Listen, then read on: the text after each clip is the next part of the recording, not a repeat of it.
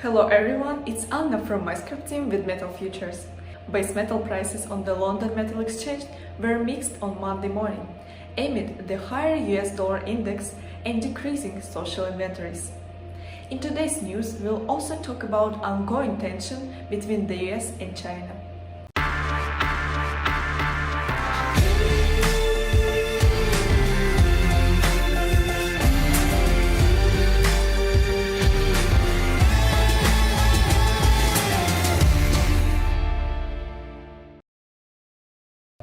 The US September PCE price index announced last Friday showed that inflation is still at high level. Meanwhile, the US dollar index hit a half-month high, marking the largest increase since June, which forced down the copper futures. And other big news, the United States and European Union on Sunday ended a dispute over steel and aluminium tariffs and said they would work on a global arrangement to combat dirty production. Speaking to the press, Biden said an arrangement with the European Union would help to restrict access to our markets for dirty steel from countries like China.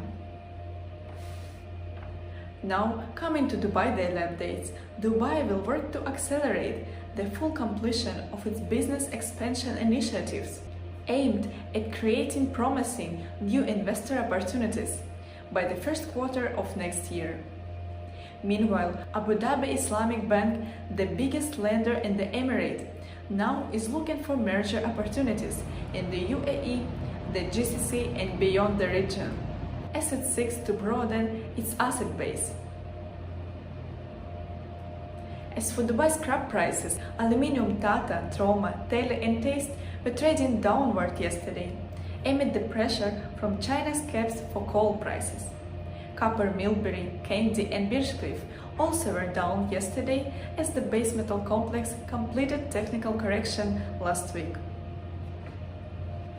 And other related news regarding the situation in Sudan, the coup entailed death of almost 500 people and life returned to a near standstill in the capital Khartoum on Sunday.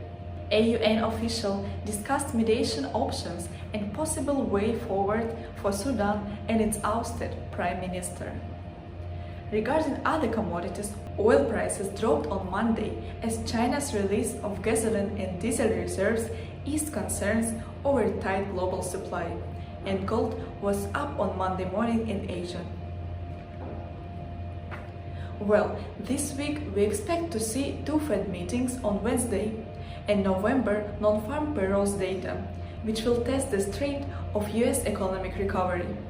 Also, all eyes now on November 4th meeting of OPEC Plus members, with analysts expecting them to stick to a plan to add 400,000 barrels per day of supply in December. Meanwhile, inventories of zinc, tin and nickel continues to decline, supporting metal prices, while aluminium is expected to stop falling and rebound in short term if coal prices will get back to reasonable level. Thank you for watching me, see you next time!